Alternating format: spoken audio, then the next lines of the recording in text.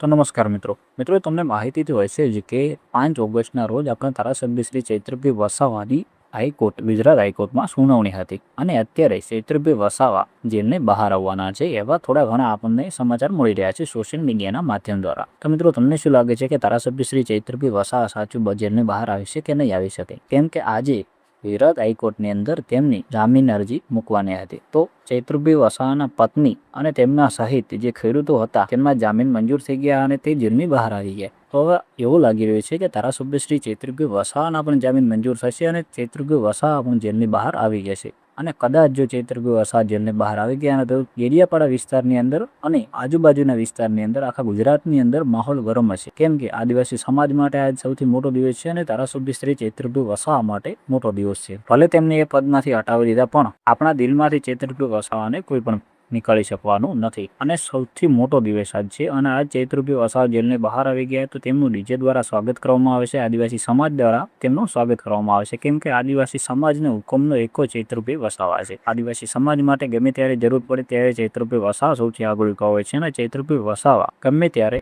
ગમે તેવા વ્યક્તિની મદદ કરવાનું પણ ભૂલતા નથી। અને ક્યાંક ને ક્યાંક આજે આપણને એવું લાગી રહ્યું છે કે ચૈત્રભાઈ વસાવાને જેલની બહાર આવવાની વધારેમાં વધારે શક્યતાઓ છે। તો મિત્રો તમને શું લાગે છે કે તેમના જામીન મંજૂર થશે કે નહીં થાય એ તમે જરૂરથી કમેન્ટ બોક્સમાં લખી દેજો અને જો તમે આપણી ચેનલમાં નવા આવ્યા હોય તો ચેનલને સબસ્ક્રાઈબ કરી દેજો અને વિડીયોને લાઇક કરી દેજો।